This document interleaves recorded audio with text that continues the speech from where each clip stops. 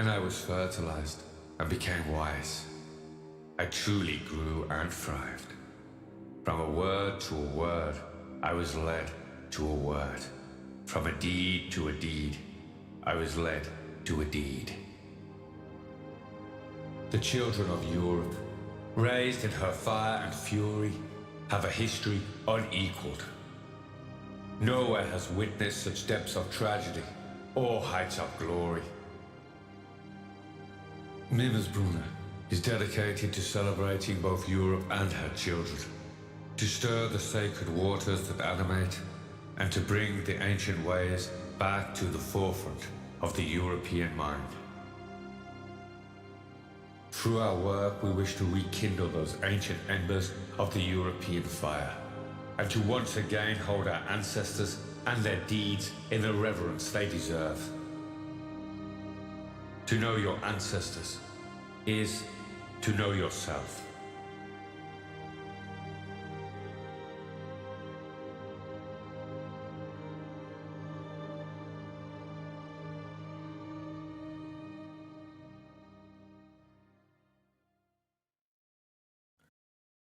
Hello there, and good evening. Hope I'm coming through okay. Thanks for joining us tonight, and to those watching on the replay, it's great to have you here as always. I'm a little bit tired tonight, so I hope I get through this okay. But we've got an interesting show lined up. Before we get to that, just like to talk about a few things, just to remind people that obviously we're streaming on DLive, Facebook, and YouTube. You can catch us at all of those places. And we will, as always, be putting the video up first on our library account. And if you are watching this on the replay, try and subscribe to library. Therefore, you'll always get our live streams as they come up, because that's where we put them up first. We do put them up on BitChute later. Because, and I know this causes a few confusions for a few, it's a little bit confusing for some people as it's not up on YouTube, but we do this as a safety measure, as a slight precaution, because, and on Facebook the same, we take it down, because those platforms can be a little sensitive sometimes, and leaving them up there would jeopardize our pages or our channels. And we'd rather stay on these platforms for as long as we can, if that's at all possible. With the way things are going, we're not sure. But hopefully, by doing what we're doing, we're just preserving our channels a little bit longer. But we understand that it is a little bit inconvenient to go over to a different platform, but we do put the show up a week later on BitChute. Our last week's show is over on BitChute now, as well as library. So make sure to subscribe to us there. Now, just one thing before I get started on the show tonight, which is a semi-controversial one, I suppose, but I want to put things in order. Is well, first of all, I want to welcome everybody here again, because I just saw that Mother Hen is here. Over on DLive, if you want to chat to her. We've got Racial Consciousness over on YouTube. And we've got a few guys on Facebook that are regular listeners now, because I've seen them a few times now. Mason and Roy, I believe. Over there, along with many other people. And like I say, we're really happy for you to be here. Otherwise, there would be really no point in us doing this.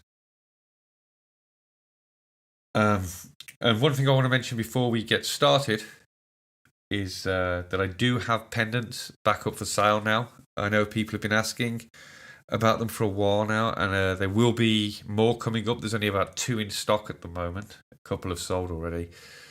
There will be more coming up next week. We also hope to, in the very near future, finally get a second t-shirt design out there. I know the other one's been up for a very long time now, but we've still got a lot in stock. We do do it all ourselves. We cut out the big corporations, get them printed locally. We get them designed by people within our circles. We get them printed locally and we ship them from my house right here. This room is where they get shipped from. So we do put a little bit of effort into it, and we hope to have our new design out soon, which is going to be actually a new logo as well for Mimmersbrunner. So we're looking forward to that. It definitely could do with a bit of a revamp. This logo that we're using now, actually, I designed about nearly 2 years ago, just very basically just to try and get just a logo. It had a few ideas behind it, which was shared before, but I'm not a talented. I'm not that much of a talented artist, especially on the computer. With computer digital art, so it was quite simple. But now to the stream tonight. It's kind of a follow-up from last week's in many ways. Last week's stream was on folkish heathenism,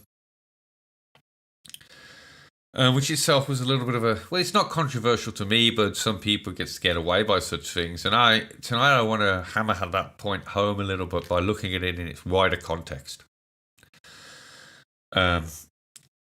We cannot ignore or pretend that what the attacks that happen in the folkish elements of our... for certain groups, folkish groups, an attack upon our heritage in that way is not a symptom of a much, much wider attack on our identity as a whole. That is, people of European ancestry, generally termed as white by the media and even within our circles. I'd love to focus and this stream is actually going to be more of a presentation to try and utilize more of the features that we've got here, because I'm not utilizing them too well. I wish I was utilizing them a little bit better to make it a bit more of a presentation style, I suppose, with a little bit more pictures, videos, etc. But I cannot, as much as I'd love to just focus on the spiritual, there are things that get me. And this week, there's been a lot happening in the news, over here in England at least, that has made me decide to double down on last week's show, essentially. So like I say, it will be kind of a follow-up to last week's show, where we'll be talking about the wider attack on our identity and our culture as a whole. Because what is identity? I mean, first you want to understand what your identity is, and your identity is ancestry.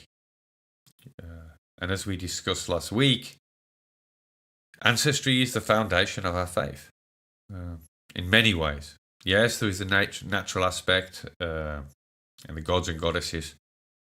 But as I discussed there, many of those throughout time are discussed as ancestors in some way or some form. Many origin myths start with a god or a goddess. So ancestor worship and ancestry in it as a whole is our identity. I mean, we have our individual identities, which most people class as their jobs. You know, that's the first thing that you're asked, what do you do? As if that's going to define you in any way.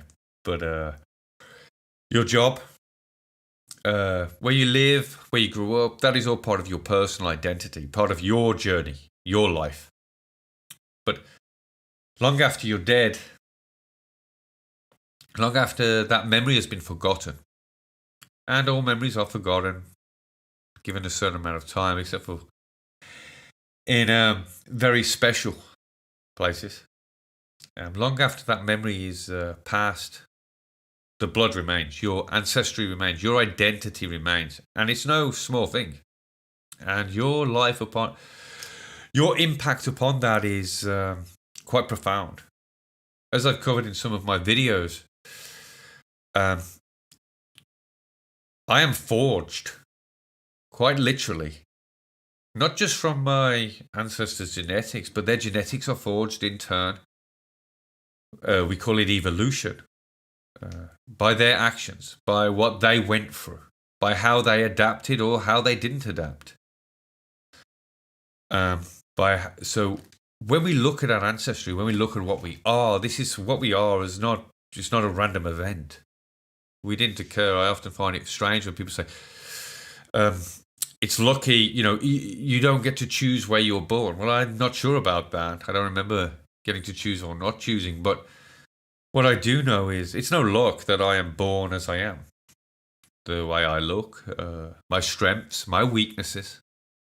I could not be born into anybody else, any other family on the planet, let alone another group of people on another continent somewhere far away.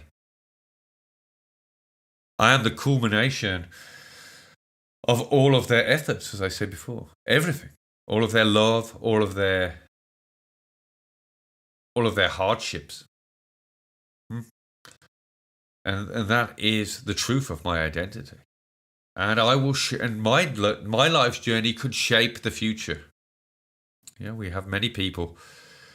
An example of this, just to show you how our actions affect. I mean, this is quite a simple way of looking at it. It could be done in many more ways. But about 40,000 years ago-ish, maybe a little bit later, we first started wearing shoes. Some genius decided to put shoes on his feet. Well, that changed every single person in this, because it was in Europe where this happened, of course.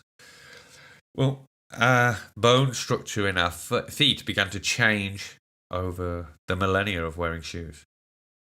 That invention, that action, changed the physical, skeletal structure of all the people that were going to come after. And that's just a small way in which one small thing changed everything. So your lives are not without impact. But long after that memory is gone, that impact can still be felt in your descendants. And that's what I mean when we're forged from them. Our identity is them. That is literally what we are made up of.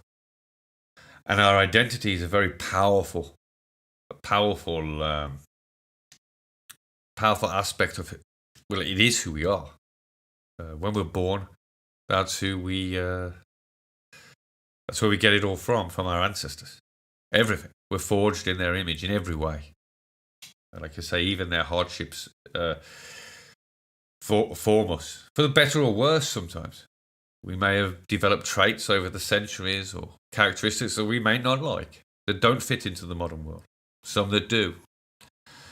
It's not our choice, but it's certainly, we couldn't be born anywhere else at all. So it's not lucky that you were born who you were born as. It's by the determination and will of everybody that was before you. And this is why identity is so important.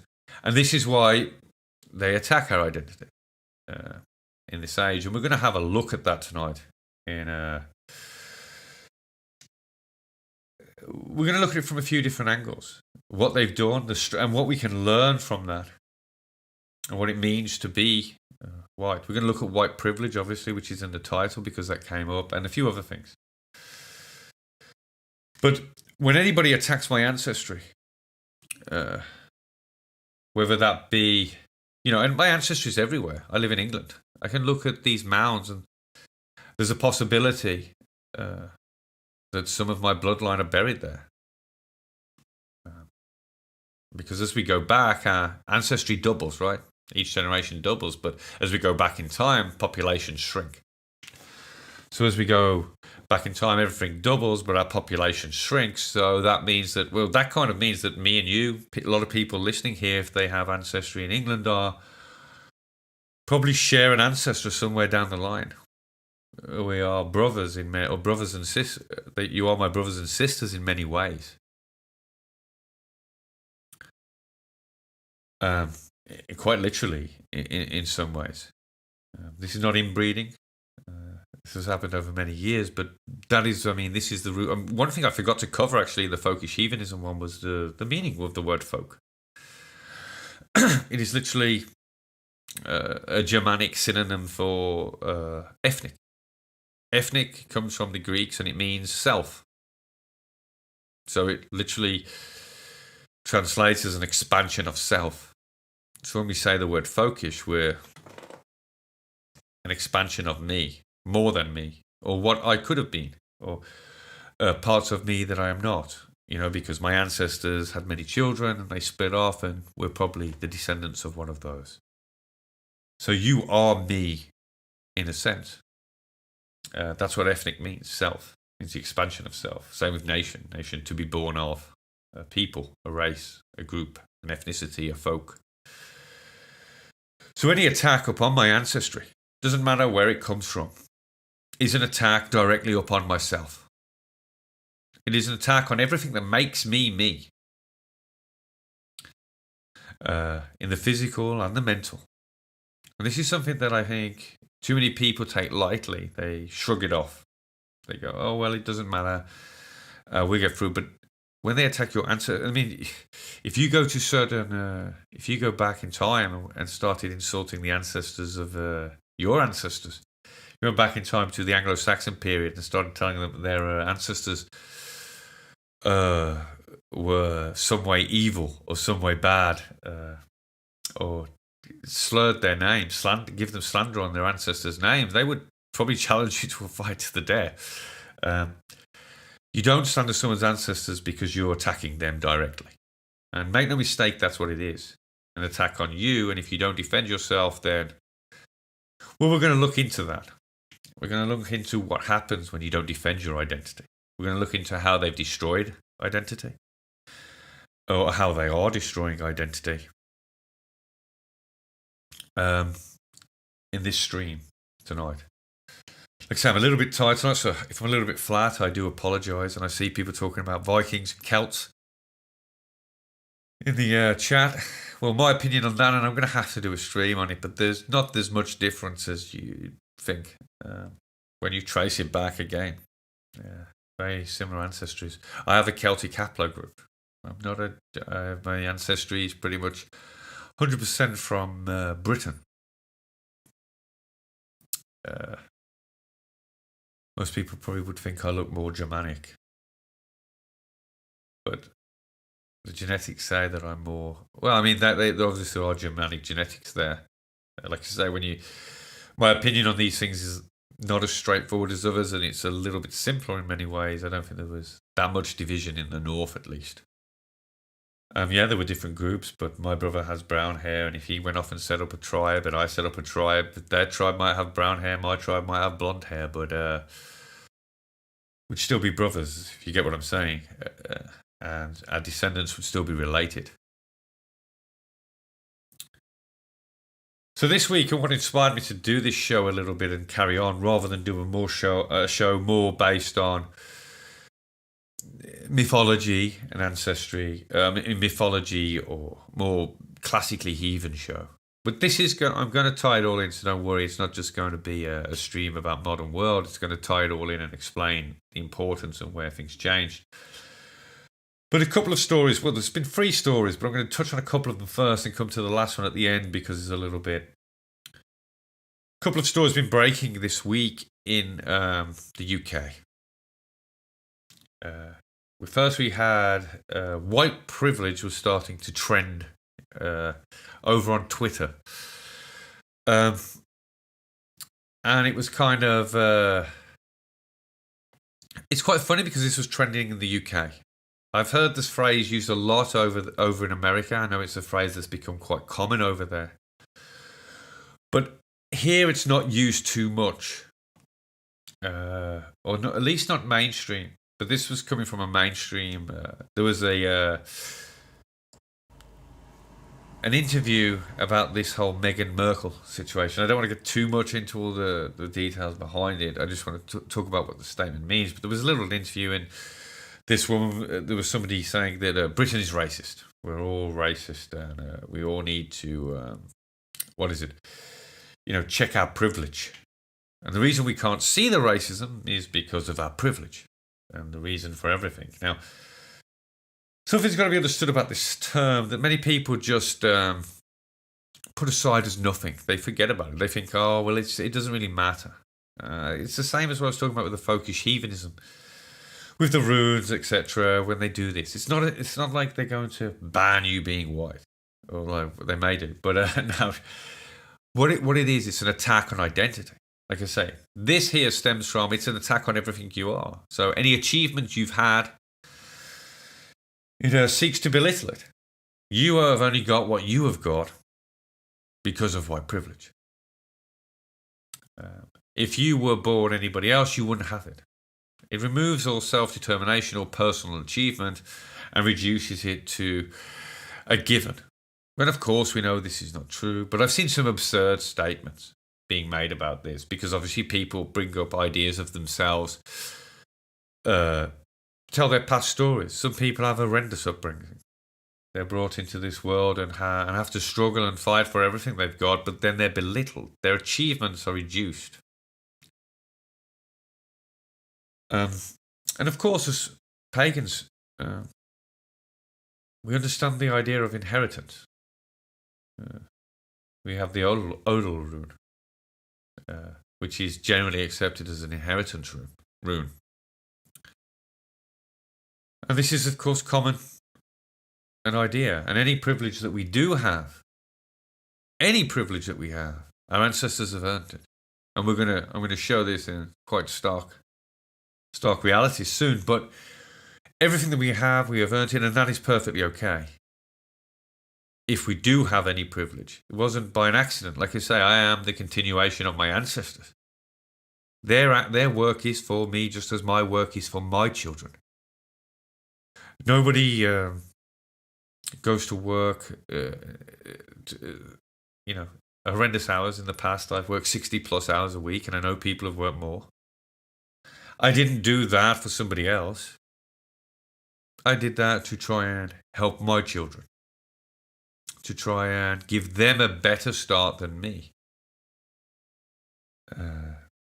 Yodel or Ethel rune represents this. And even the Fihu rune, to a point. And even talks about the folk. There's Filka at the end, which is never translated, by the way, the word. If you look at the rune the given translation that most people use, there are actually a few words that are never translated. And some that are translated kind of strangely.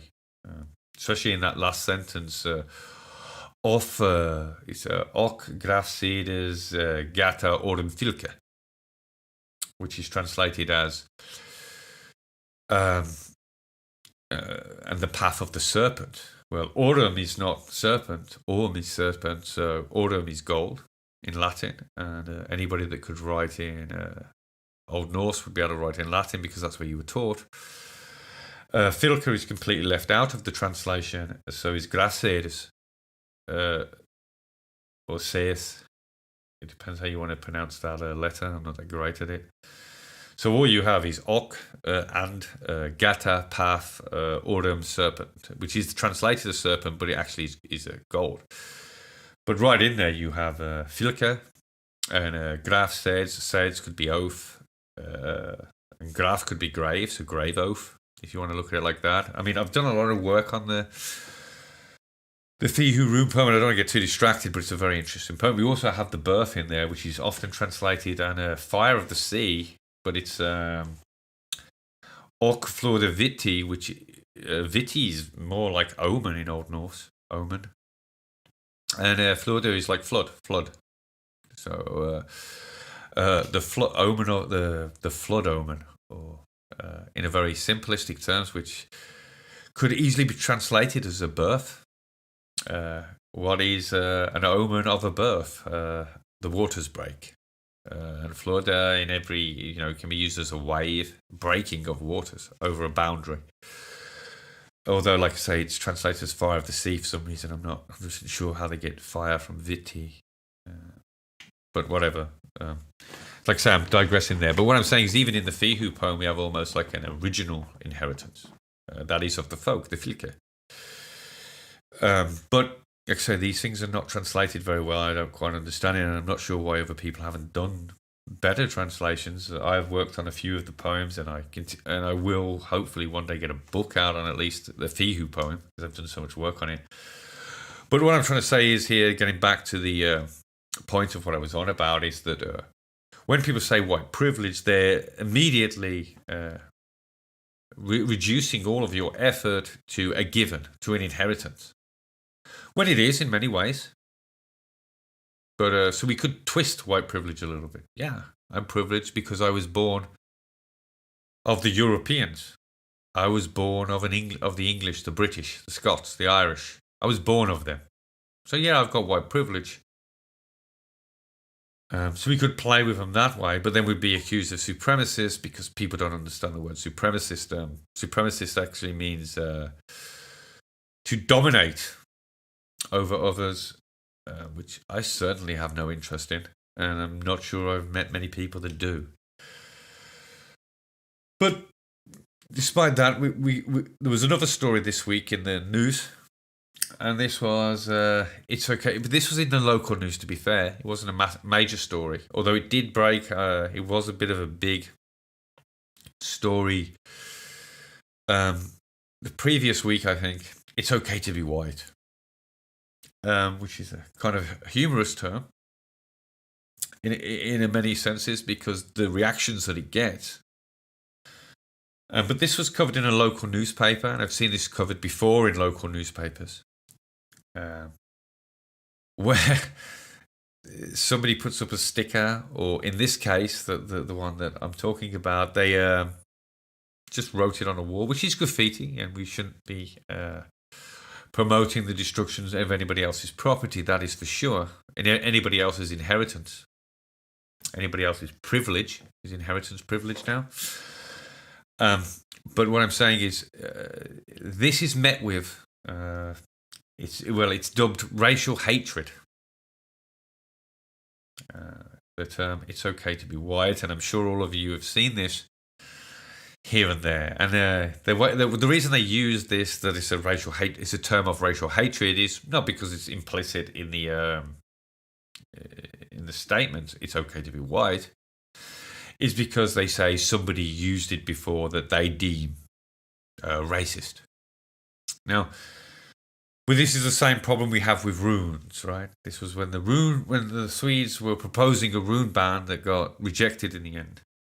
It was the same argument. When people proposed in England about removing the word Anglo-Saxon, it was the same reasoning. Somebody we don't like or we deem a racist is using something, so thus we should not use it. Well, I mean, the obvious answer is, where does that stop? So you deem somebody hateful, and they speak words, so we should all stop speaking words. I mean, it's ridiculous. So they're saying that it's okay to be white. It's actually a phrase that is actually inciting racial hatred because they believe somebody used it that they dislike. And yes, there was a great comment there by Crystal.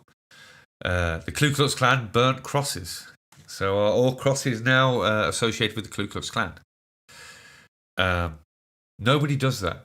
They only do it with our faith. So and they're doing it now to the identity of white people. Like I say, it's okay to be white. And secondly, if you look at places like Wikipedia, where they tell you that this is a racist statement based on somebody used it, I've got to take the opinions and media outlets. I've got to take the opinions of people that call everything and anybody a racist. That a racist use. I mean, I don't know who these people are that are supposed to have used it first. But I'm certainly not going to take it on the word of the media that these people were racist anyway. It's kind of silly.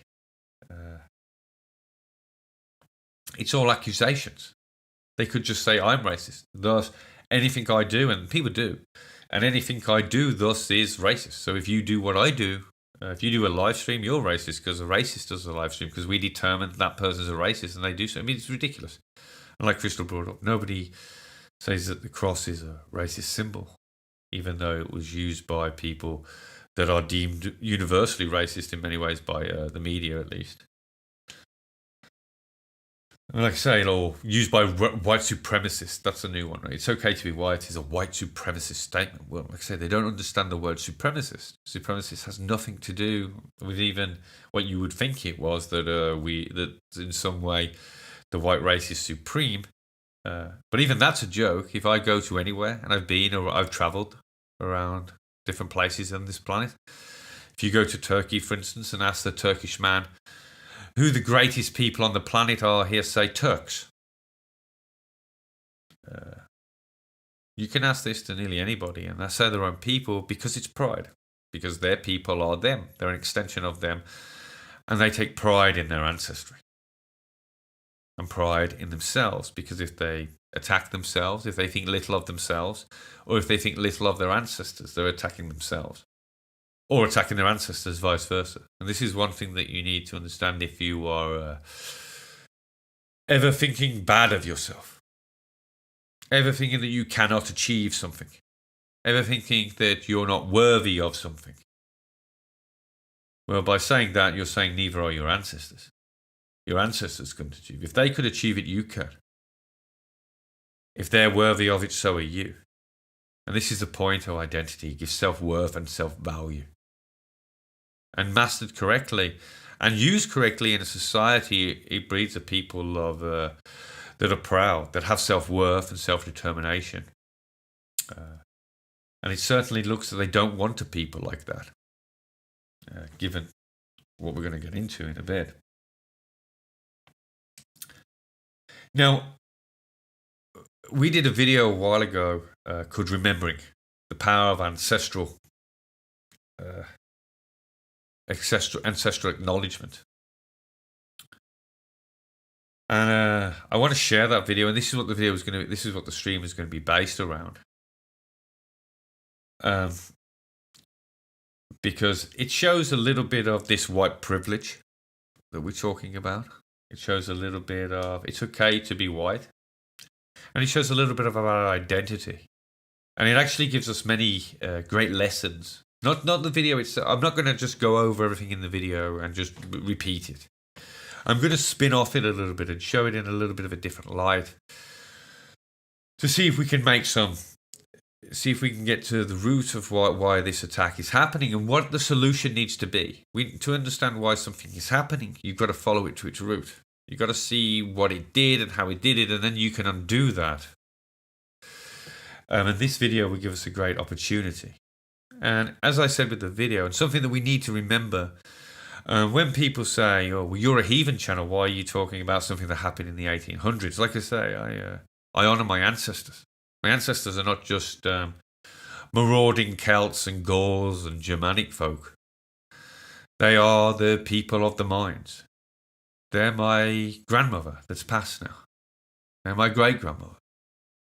All of these people should be acknowledged. We shouldn't just focus on some ancient period of time to get our identity. Our identity is forged over the entirety of our existence. And I'm going to point out why it's especially relevant to this day. I mean, what is the point of singing of heroes of old if you cannot live up to their standards? Are you worthy of their songs? So, what we're going to do now is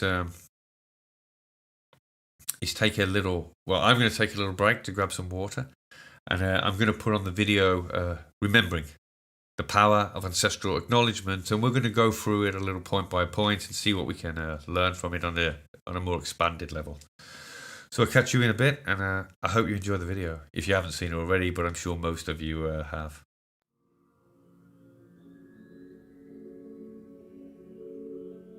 "1846 should have been a year of celebration for the Lamont family of Ballymoney, County Antrim. The family had been blessed with a new son, a certain William John Lamont. Although the small family had much to celebrate, their nation had just fallen into a devastating famine. Although I know little of William's life, I know a few years before his birth, a poorhouse was built in Ballymoney to aid those who had lost everything and were on the verge of starvation. If William was born to one of the families in this poorhouse or not, I do not know. Either way, he would have witnessed firsthand and almost certainly suffered in the Great Famine.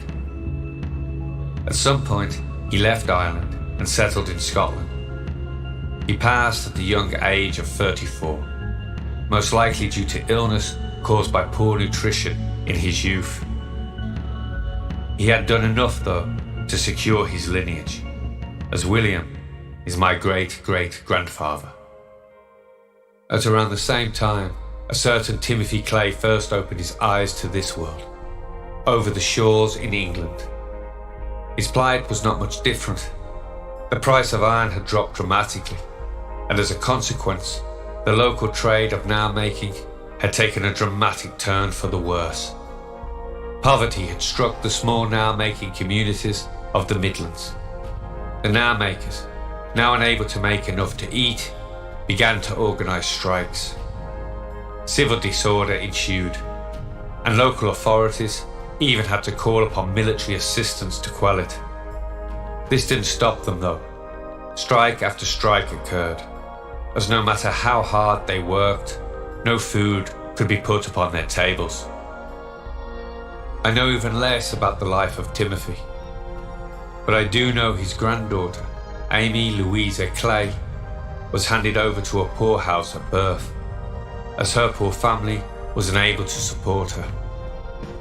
Amy was my great-great-grandmother, a staunch and noble lady, who by the grace of family memory, I heard many stories about, all lovingly told by my dear Nana. It is often claimed that the famine my great-great-grandfather suffered under was the fault of people like my great-great-grandmother. A snippet of history my family tree reveals, though, tells a slightly different story. The common Englishman, that is, the workers of mine and forge, did not benefit from the suffering of the Irish folk. They themselves were locked in their own battle for survival across the narrow sea. Few know that the Irish had suffered a food shortage in the late 1700s. You do not hear of this famine though, because there never was one. The ports of Ireland were closed. No food could leave the island. Thus, starvation of the population was averted by sound measure. This did not please the wealthy merchants, who got fat off of the hardships of the common man. In the Great Famine, the Great Genocide, and orchestrated land theft of the Irish peoples, no such measure was enacted. The merchants made their pretty pennies as the poor starved and were forced out of their homes. To gain access to the poorhouses set up to aid the starving, you could not own land. If you did, especially with valuable commodities like housing, you would also be forced to pay for the poorhouses via the poor tax. As you can imagine, this only exacerbated the problem, whilst driving a wedge between the folk. With tenants unable to pay, their houses, instead of being sources of income, became burdens for the landowners. As soon as they became empty, they were knocked down. With housing and land becoming too expensive to own, land prices dropped. This gave the super wealthy rich pickings, whilst the poor became totally dispossessed. Some tried to escape this ordeal by begging and borrowing to afford a ticket to the new world.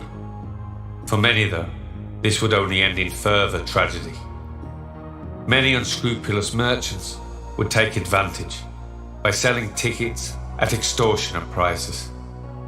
This was not their worst crime though.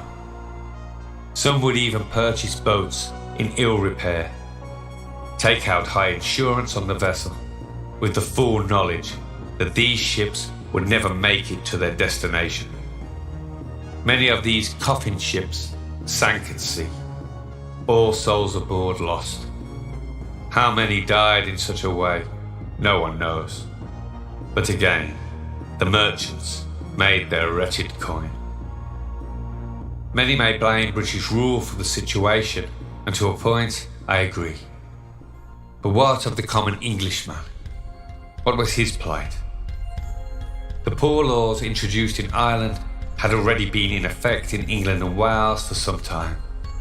The workhouse was a common sight in English towns since the 17th century. A description by Sir Frederick Eden in 1797 gives us insight into their operation and conditions. The workhouse is an inconvenient building, with small windows, low rooms, and dark staircases. It is surrounded by a high wall that gives it the appearance of a prison and prevents the free circulation of air. There are 8 or 10 beds in each room, chiefly of flocks and consequently retentive of all sense and very productive of vermin. The passages are in great want of whitewashing. No regular account is kept of births and deaths, but when smallpox, measles, and malignant fevers make their appearance in the house, the mortality is very great. Of 131 inmates in the house, 60 are children. They were initially set up for the frail and young. Children were often sent alone, split from their parents, as was little Amy, my great-great-grandmother. With war and bad harvests ravaging England in the 1800s, demand became high. Able-bodied workers were not given access to them, nor wanted it if they could avoid it. Instead, certain amounts of relief were handed out to people not within their walls. This would all change, though, with an amendment to the Act in 1834. Despite the hardships of war and the crop failures, some accused the poor souls taking up this outdoor relief of abusing the system. Thus, with the amendment, this was stopped. To get any aid, you had to enter these prisons for the poor and forsake both your free will and any property you owned. This was one of the main reasons for the separation of families. Parents would put their young in such institutions whilst they desperately searched for work, so they could bring them home. A home with food on the table, that is. Daily life in a workhouse was a grim ordeal too. They were only allowed to allot food to the inmates, no clothes or other essentials, and for this pitiful amount of grain were forced to work. Where no meaningful work could be found, they would be given tedious tasks, such as splitting rope, to earn their meagre rations. In Scotland today, there are many a wall built over mountaintop, serving no purpose. They were built to give these poor souls work to do, for fear a handful of oats would go to someone who was deemed lazy. Across the sea, as you might imagine, with the infrastructure already in place, when iron prices dropped, causing the now makers to be unable to make a living, many families, unable to put food on the table, ended up in these workhouses, losing all they had worked for over generations in the process. Their plight was already a hard one. Unable to sell their wares directly, they had to sell through Tommy shops. Effectively, they bartered their nails for goods, not money. The products on offer were normally of low quality and were priced much higher than in normal outlets. In vain they organised strikes and pleaded, but invariably the leaders of such actions were beaten and abused as a message to the others. With the strikes having no effect, this led many into generational poverty, never fully recovering from their losses. Thus, already with nothing, the plight of thousands of little Amy Clays was sealed long before their birth. Even through all this misery and heartache, they still soldiered on, never allowing this to break them. Amy grew to be strong and dignified. So too did little William. They forged their legacy, not in gold, but in something far more valuable: blood. I am here today as testament to their endurance, their tenacity. Which brings me to why I wrote this piece. This video is a little different from our normal fare, but to honour our ancestors, we must understand their plight. No one was there to comfort little Amy when she cried for her mother's touch. In fact, my Nana, who adored her grandmother so, never knew of her ordeal till I uncovered it. Amy grew to be a proud lady, of noble nature. who would never deign to tell others of her hardships. As for young William, I often wonder how many times he kept quiet about the pains in his stomach from lack of food, knowing his loving parents could not answer his pleas. We cannot turn back the hands of time. We cannot undo what has been done. As much as we wish, we cannot be there to comfort them in their time of need. We can, however, remember them. The power of acknowledgement is underrated. To acknowledge another's deed or pain can create powerful bonds of attachment. This is just as true of the dead as it is of the living. When we remember, when we acknowledge our forebears' hardships and lives, we show we care. Our hands reach through time and lay themselves upon their shoulders and gently whisper, "It was not in vain." This can also have a profound effect upon our own lives. In remembering them, we acknowledge ourselves. I am often amazed at how so many of my people diminish the suffering of their own, falsely believing that their ancestors are the cause of all the ills of the world. When I hear a young European state, they hate white people, my heart breaks. Not just for them, but for those who went before. I do not know what happens in death, but I know in remembrance all things live. To be forgotten, for your plight to go unacknowledged, must be the sharpest pain the dead can feel. To have your love reduced to an accusation of hatred must be like a second death. Although this piece speaks of my ancestry, I know that everyone listening to this has their own tales. Each and every one of you has 1,000 or more stories of your own. I urge you to uncover what you can, and whenever possible, remember them, acknowledge them, and give them the gift of life and love once more.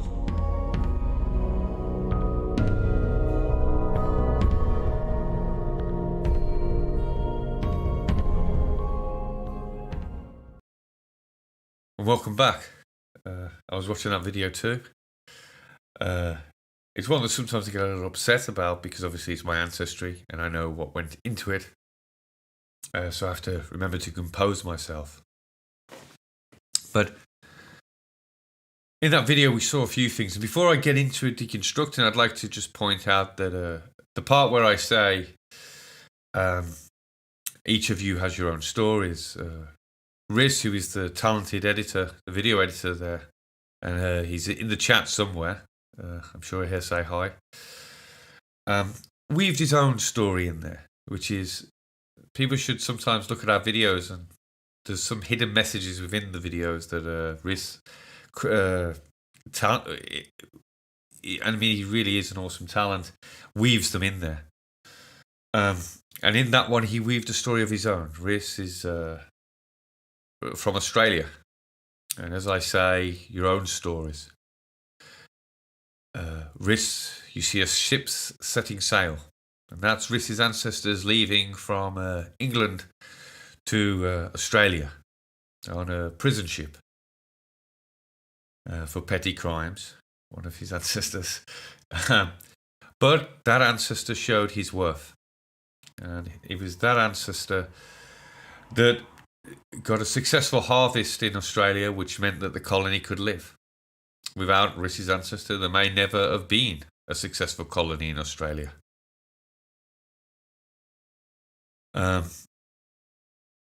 So Riz there uncovered a little bit of his own ancestry in that, and that's what I wanted to want everybody to do with that, to find their own ancestors, because when you have that depth of understanding, you're certainly not going to moan about any or denounce any privilege that those people earned for you, if you have any at all. And there's certainly not much white privilege going on there. And that's the point. And this is, it shouldn't, we can easily make a joke of it, like, where's my white privilege? But we have to really understand that suffering. We have to get into that empathy, that blood memory. It was their suffering that forged me. It was their tenacious nature, their ability to overcome that forged me. And in this age, if I say I'm too weak, this is what I was saying earlier, you're not too weak to do anything. Every one of you here is a survivor in a long line of survivors. We're not too weak to overcome anything. So there is nothing that is in front of us that we cannot overcome, because we have always overcome. And I have no reason to believe that history would lie to me in such a way that I could fail so drastically that we would disappear, or that my faith would be destroyed. The faith of the native European is still going. It never died, not in the hearts of our folk. Most of modern Christianity, most of their celebrations are based in these ancient beliefs. Many people continued believing, they just didn't speak of it as much. But to get to the point of the video, we can talk about the Irish famine a little bit. And as I say in there was no accident. I could go into detail on that, but I'll probably save that for when we have our other channel up, because going into detail on that might get me in a bit of trouble with this channel. And I want to preserve this channel for as long as I can on Facebook and YouTube. And that is the reason we are creating another channel. It's not because we're cowards or because I fear to say anything.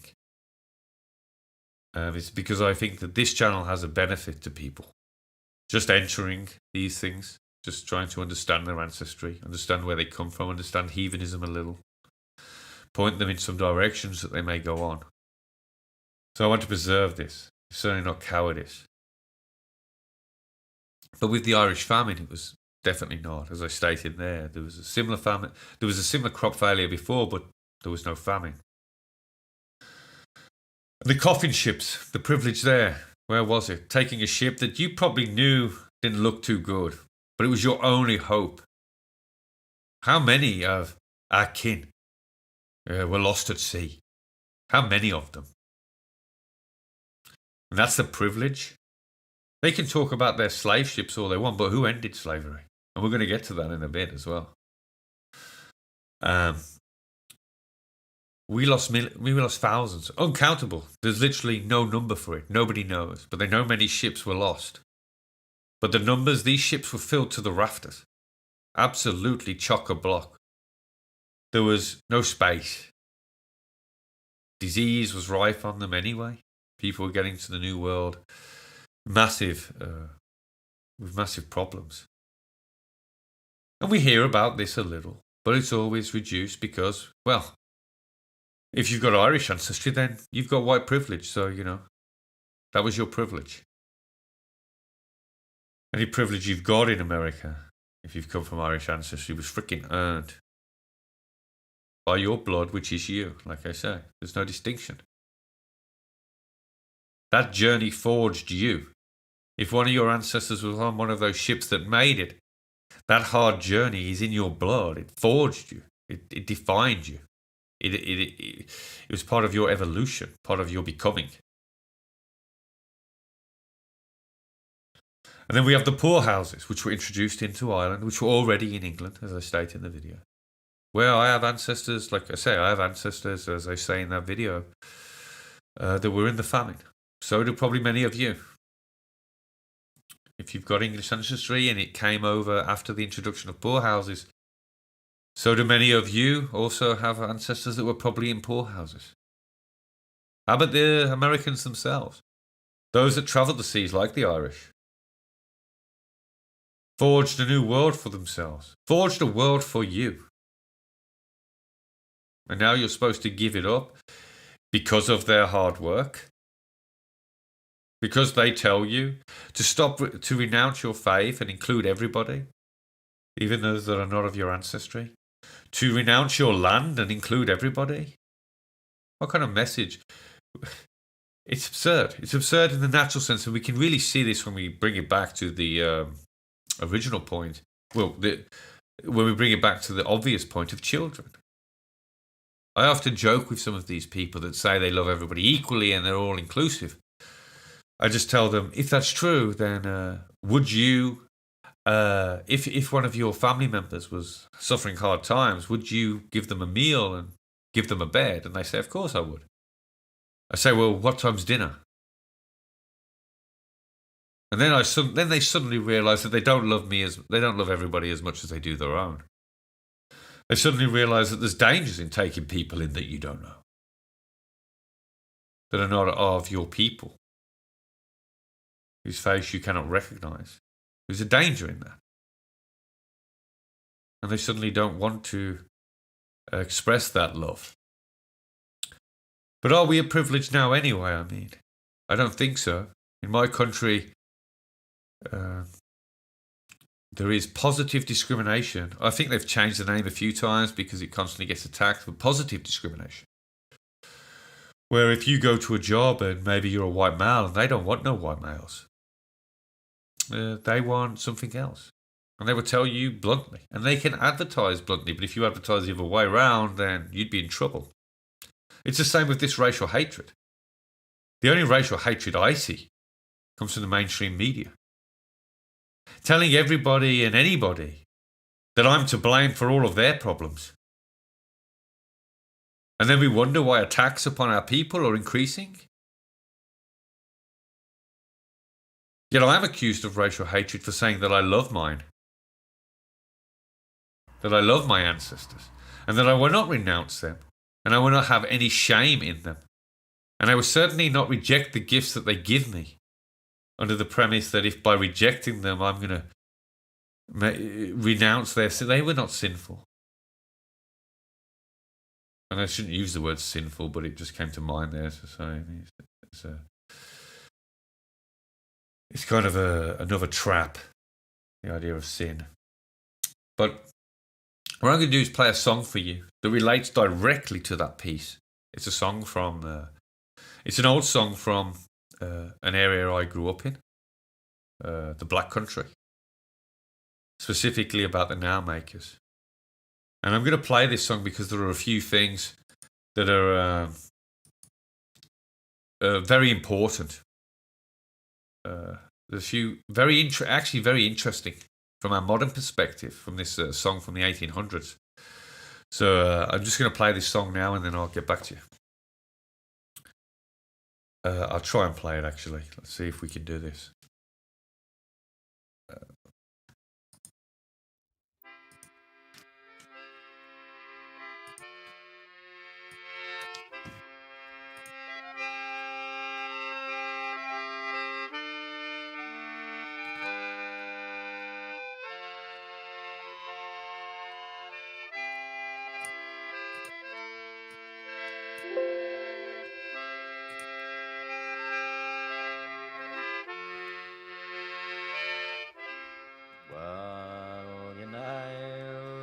Makers all that day remember well the last strike of which this tale I do tell.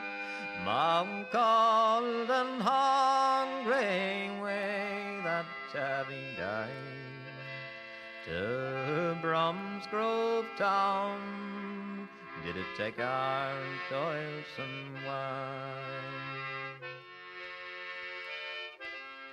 I in these Nile forges miserable souls, they'll not forget the givers of the calls.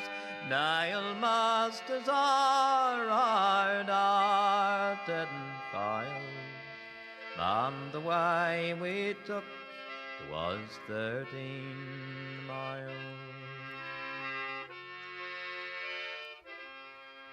Well, the slaves abroad in the sugar cane, they have plenty to help I and pity their pain. But the slaves at home in the mine and fire, They have plenty to pity, but none to admire. Well, I wish I could see old Nail Taylor just a-drawing such a load as did we poor nailers, mine say such punishment on such smart, that it might soften their heart's stony heart.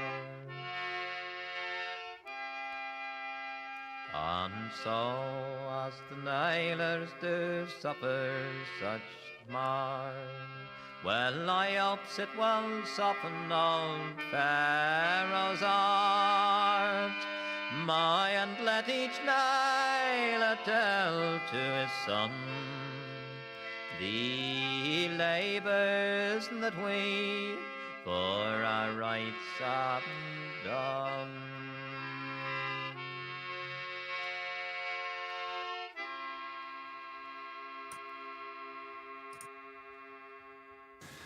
Welcome back now.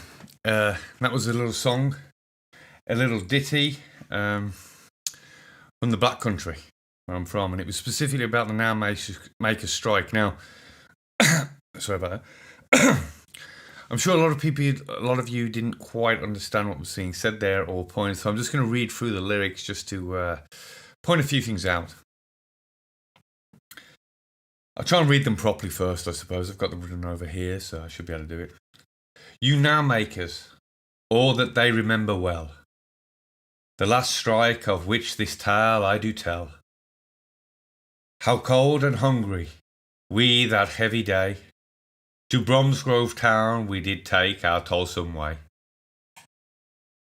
And the now forgers, these miserable souls, will not forget the giver of the cause. Now masters the hard-hearted vials, and the way we took was 13 miles. Oh, the slaves abroad in the sugar canes find plenty to help and pity their pains. But the slaves at home in the mine and the fire have plenty to pity, but none to admire. Oh, I wish I could see all the now dealers drawing such a load as did we poor nailers, and to feel such punishment and such smarts, that it might soften their hard stony hearts. So as the nailers do suffer such smarts, I hope it will soften old Pharaoh's heart, and let every nailer tell his son the labours that we for our rights have done. It's a little song too, and in that lyrics there's a few things that I want to point out. Especially the line, just remember this is written in the 1800s, mid-1800s, mid to late 1800s, around there. It's about the nailers' strike that happened there when, as I explained in the video, the price of iron went absurd and they couldn't make any money. And as I say in there, they didn't sell them anyway, they bartered for goods essentially. But there's a couple of linings there that are very interesting. And that is, oh, the slaves abroad in the sugar canes find plenty to help and pity their pains. But the slaves at home in the mine and the fire have plenty to pity but none to admire. So this idea that certain people and the wealthy of our nations have pitied the foreigner more than us, because this is obviously talking about the end of slavery, which was a big rallying action and people got behind it. Even the common man had no interest in enslaving another. As you can see with the statistics, even in America, most European settlers had no slaves. In fact, a lot of them started off as indentured servants, slaves themselves. And actually worse than slaves in many ways, because obviously an indentured servant was only yours for so many years, so you might as well work them to death, right? There's no interest in keeping them alive. And as people are talking about in the chat there, slavery is still happening all over the world. But it just makes to a point that this has always happened, not just something new. This attack upon especially the common folk has been going on for a very long time. Also, to highlight this point more, this idea that if we show compassion to others, that we would get it back. I want to highlight a story from the period from when Gandhi, the man of great compassion, supposedly, came to the English mills.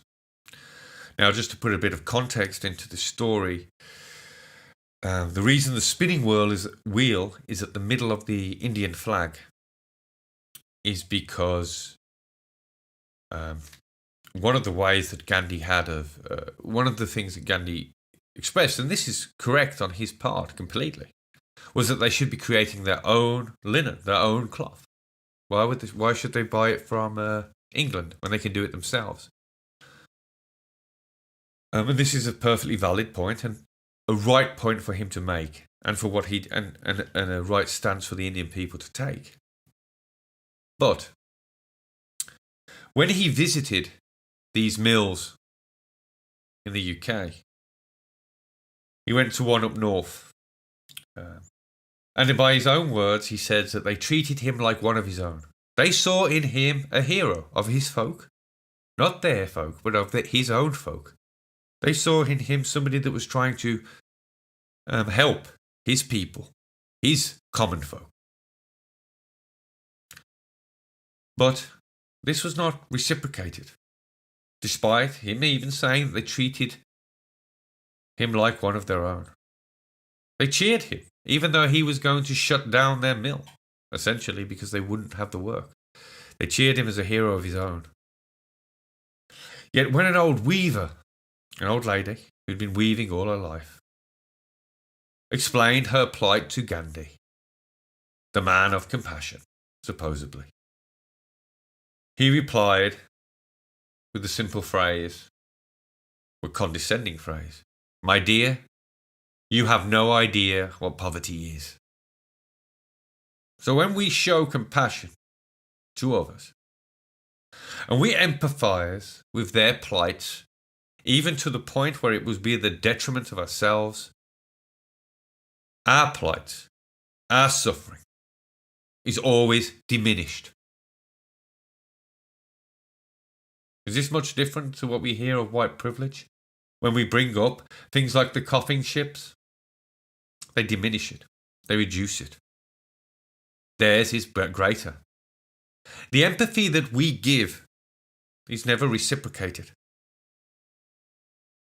The whole idea of white ally that I've seen people use is not an alliance. It is an abusive relationship where you will always be pandering to them and they would never acknowledge your plight. Like I say, that is an abusive relationship. If that was two people, a man and a woman, whichever way it was going around, whoever was the one that would ignore the suffering and hardships of the other in favour of their own, that is not a partnership. We would call it an abusive relationship. So when we want to be white allies, if you want to empathise, remember, nobody's going to empathise for you and your folk. No one. Except you. Just as we do with our families, just as every family on the planet puts their family first, we must put our family first. In every single way. Like I say, they are the words of one of the supposedly most compassionate men of history. He had no compassion for that old weaver and her future and the future of her children and grandchildren. None. He belittled her plight by simply saying that she did not even understand poverty. They are the same people. This is the same time as the Now Makers. Well, it's a bit later, sorry. All that suffering that they'd gone through, but they did not understand it. Things like that make me angry. Yeah, it makes me hateful. It makes me hateful that my people are taught to cow their heads in shame for things they have no right to be ashamed of.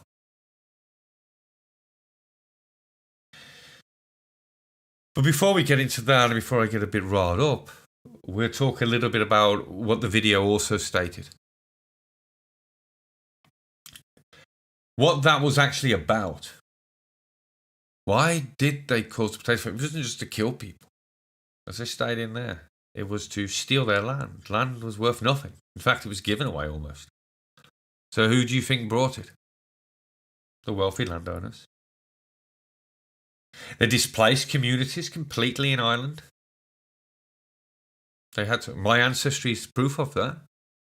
They went to Scotland to find work, to find anything, in hope.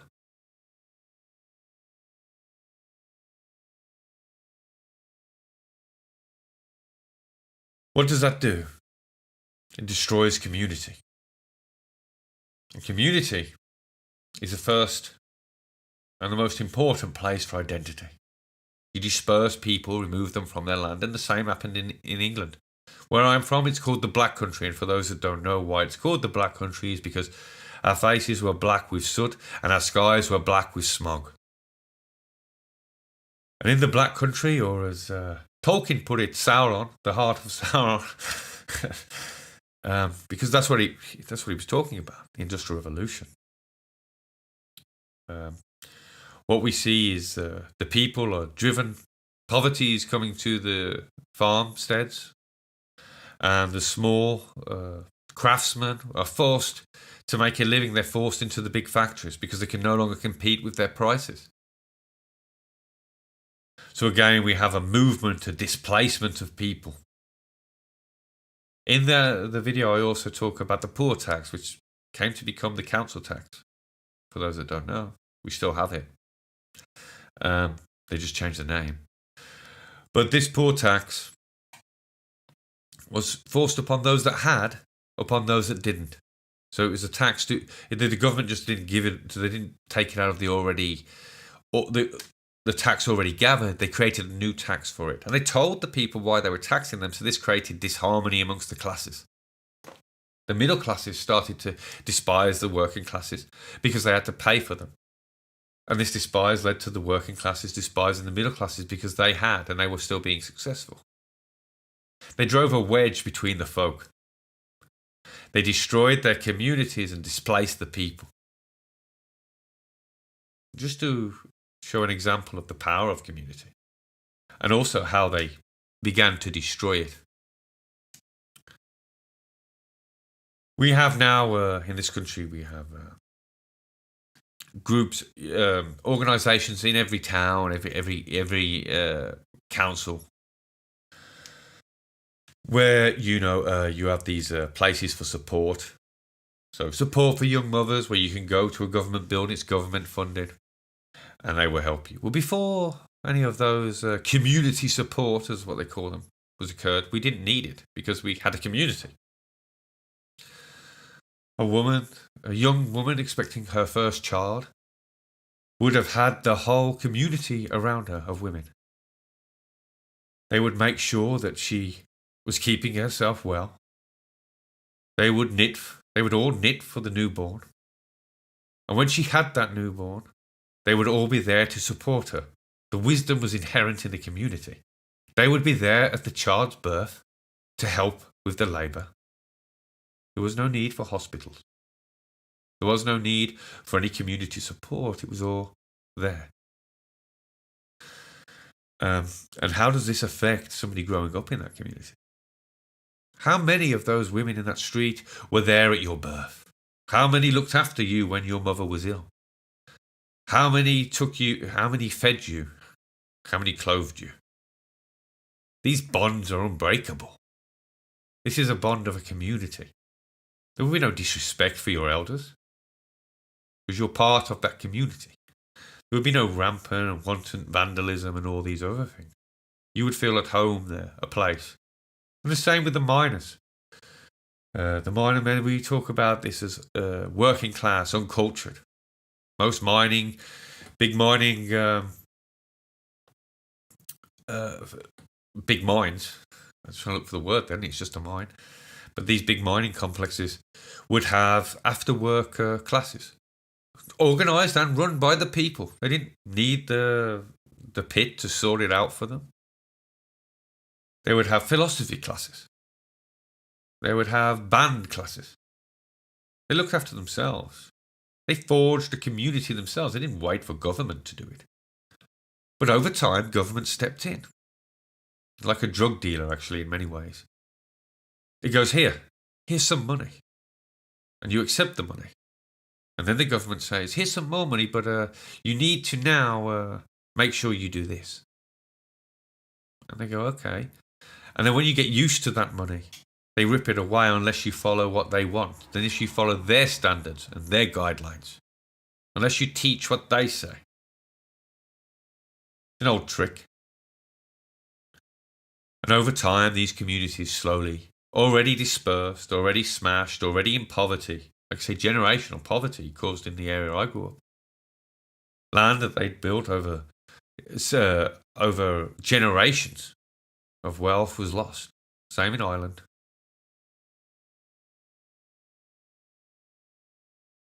And then, like I say, the government comes in like a drug dealer. It offers you everything. You don't have to do it. We'll give you money. And we see the same. People think that unemployment is just from laziness. As I've said many times, how about the great steel industry in Sheffield? You go there now, it's poverty-stricken. These people are called dole-dossers and losers. When only a couple of generations ago, they were working 16 hours hammering steel, forging steel in hot forges. It's not their genetics that are bad. It's a situation they've been put in. They've been put in a situation of generational hopelessness. And as I say, our circumstances shape us for better or worse. We are the culmination of all their efforts and all their fortunes.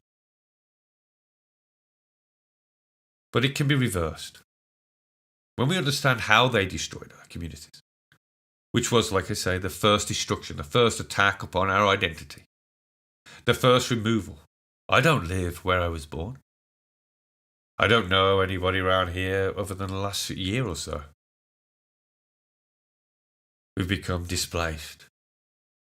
We don't have those bonds. So community was the first attack on it. And now we're seeing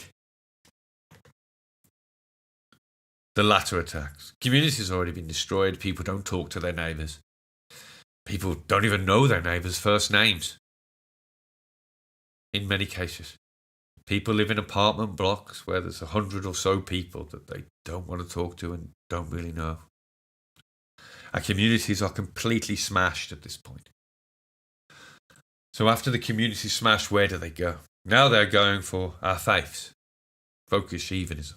Because that has a tangent in identity. They're also going for our very identity of whiteness now. That we are white, as they call it. Simply amalgamated into one mass unit and attacked on as whole. Not community by community, not country by country, but now as a whole. And as I said at the beginning, some people might go, well, you're a folkish heathen group, why aren't you so? These are my ancestors. And identity, without identity, I have nothing. If I don't know who I am, I can't act accordingly. The myths of our ancestors are there to empower us. When you take them away from me, or for most of the people, obviously I still understand them. But when you take them away from the people, you get what we see today. It's not okay to be white, apparently. The fact that it's called racial hatred, then I must say that my very identity, my very existence is offensive.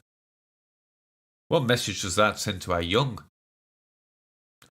Children growing up in a society that hates them? Just for being them? Just for who they are? Is it any wonder that we have a rise in all sorts of dysfunctional behaviours? A rise in suicide rates? A rise in well, conditions that are being now medicated. Children as young as 4 taking antipsychotics. They're being taught by a system to hate themselves. Is it no wonder that some of these children, so desperate for love, decide that maybe they're not the sex they were born? Because society's going to love them. They might be able to go on TV or get in the local paper. Somebody's going to care that they exist. I don't think these are all. I don't believe all these things are just a coincidence. When you take away their identity, and not only that, you make it a shameful thing to have that identity. Children want love. They need love, and they should be given it. And if we don't, they're going to seek it elsewhere. One of the main proponents of our faith and our very being should be making sure that our young, the young within our communities, know that we care, that we do give a damn, and that we are proud of what they can be because we know what they were and where they came from. And if they know who they were and where they came from, they wouldn't feel so depressed. They wouldn't feel so lost in this society.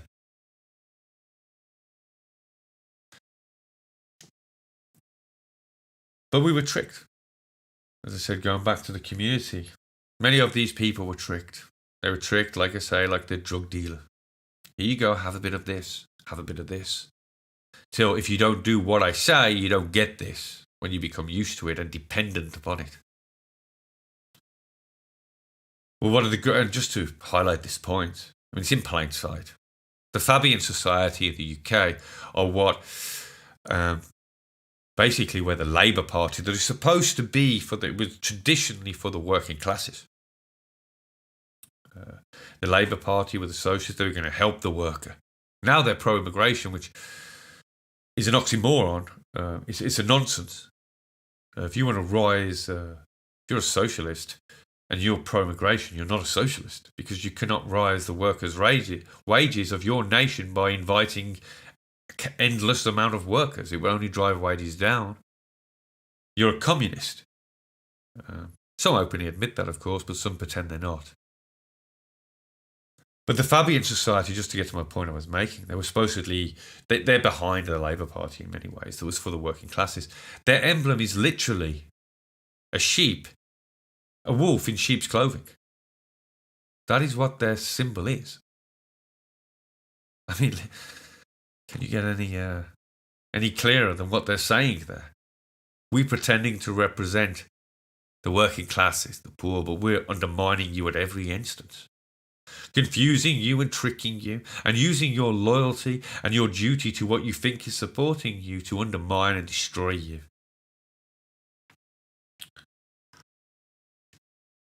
Now, this also leads us, again, people belittle. And it's one of the things that really, really frustrates me is when I say, like with the Rune ban, when I talked about that on Red Eye, some people said, "Oh, it doesn't matter." The same we get with this. Oh, it's okay to be white. I mean, don't make a big deal out of it. It's not going to amount to anything. It's like I say, it's chip after chip. And when you start seeing all the chips and start putting them into perspective, you start to realize this isn't just this one story might be small. That story in the local newspaper might be small. But I've seen a few of these stories in the local newspapers where somebody's put up a sticker or whatever. It's funny how all of these local news stories, every single one of them decides that this is racial hatred. I mean, you think of some just random guy sitting there as a journalist of a tiny little local paper, suddenly sees a sticker, it's okay to be white, and he instantly thinks that's racial hatred? I don't believe so. I don't believe all that is accidental.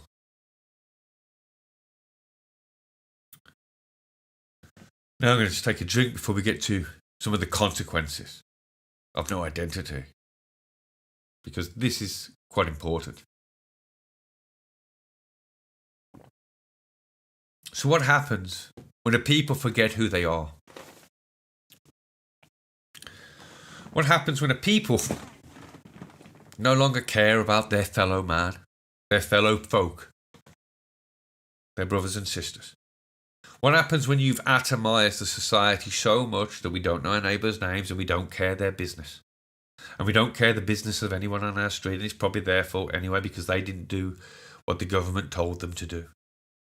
That they're poor, and they're probably poor because it's their fault.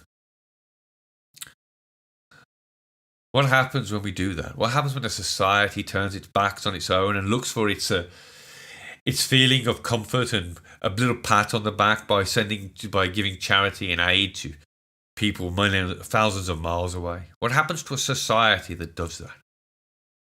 Well, we have some. UK is probably one of the best examples of this, and I say best in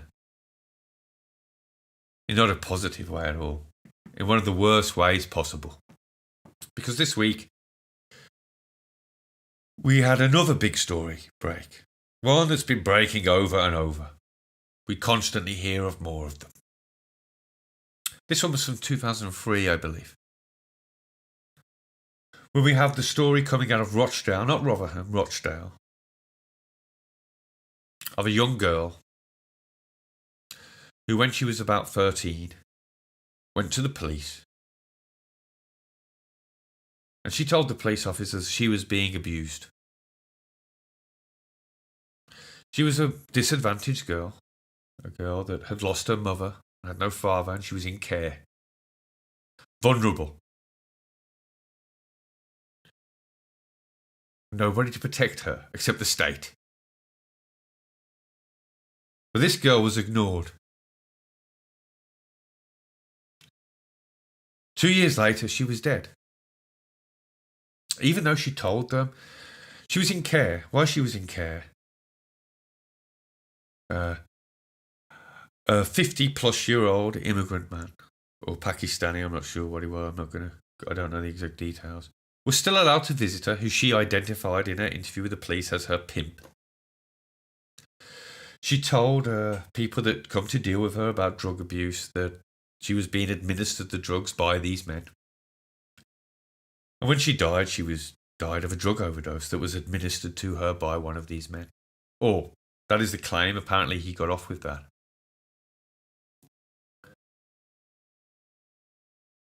No one cared. Police didn't care. There was no community to care.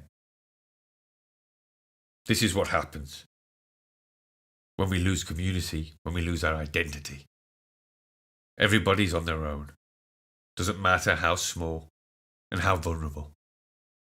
The system doesn't care because the system's too afraid of being called names. So the police didn't care. The care home didn't care. When we entrust government to look after our every need, they soon turn their back. They soon don't care. And this is why I covered this tonight. And that's not just that's one story out of thousands, hundreds of thousands. Rochdale, Rotherham, Derby, Sheffield. Anywhere where there's poverty. From where I grew up, Birmingham, there's loads there, but they haven't broke yet. But when they do, they'll be bigger than Rotherham and bigger than the last, as they always are. And we'll keep ignoring it. And we'll keep not caring, and we'll keep our heads down, and we won't say anything, because if we say anything, we'll be accused of something. We'll be accused of the hatred that is being put upon us. That's what happens when you lose your identity. When you lose your community. When you lose a sense of belonging to something greater than you. And like I say, I covered this thing because as a heathen, I talk of the greatness of my ancestors. I talk of their deeds. But can I live up to them? What happens when I sit at the table of my ancestors? What do I say to those before me? What do I say to those that are to come? my children and their children's children. Do I hold my head low for eternity? Because I was too scared to speak. And on a more positive note here, it is my belief that one of the roots of identity, and the reason it was destroyed first, the very beginning, was the destruction of our ancient faiths, rooted in ancestry, surrounded by the mounds of my folk, surrounded by the memory and tales in folklore and myth of my ancestors, made me proud and made me strong, and made my people proud and strong. So the first thing they took from us was that. And it is my belief that in the restoration of our faith, we become a strong identity. We don't want to conquer the worlds and rule over peoples. That we can just protect our own and have healthy societies for our children to grow in. That's what I want. I want it to end. What is happening? I want my folk to once again be proud, to remember who they are. To not accept this. To force governments and to force the police to do something. Why was that girl alone when she marched to that police station? Why did everybody in that police station ignore her? For fear. Not one of them? Not one of them would risk their job for her. I would hope that if there was a good man, a man who knew who he was, his sense of identity, his sense of where he belongs, was in that room, then she would be alive. Just one that forced the hands of those around him, that would not rest or shut up. Just one. But there wasn't.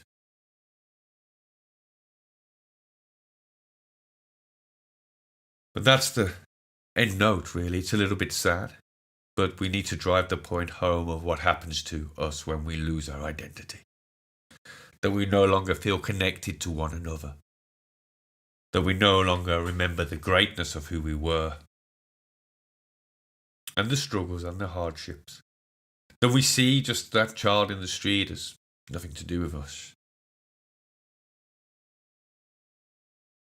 But like I say, heathenism, the ancient faiths of our ancestors, is the beginning, in my opinion, of a revival of who we are. And this is why it is attacked so vehemently at the moment.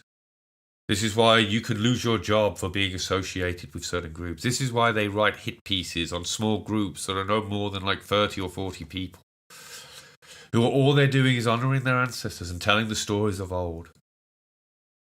They attack them because they know that a people with an identity would never accept this. And they would not get their way. So I'm going to end the stream with that, but I'll end it with a little video. The chains that bind to remind us of our duty to our folk.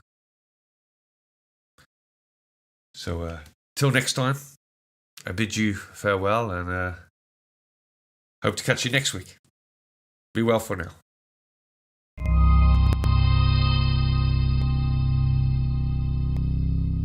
Man is born free, but everywhere he is in chains.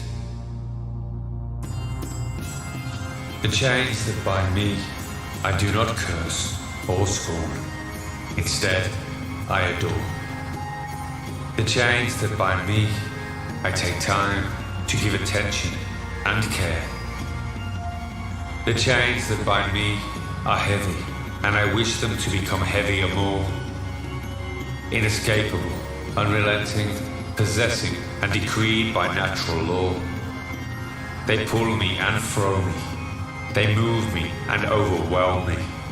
They drag me and force my will. For the chains that bind me are not of iron rules, but blood, soil, and soul, and crafted by divine hands. See, man was born of love and attached, in one world cut but not the other. His bond, his freedom, The greater the number, the greater the life. For what is a man, if not a bond himself?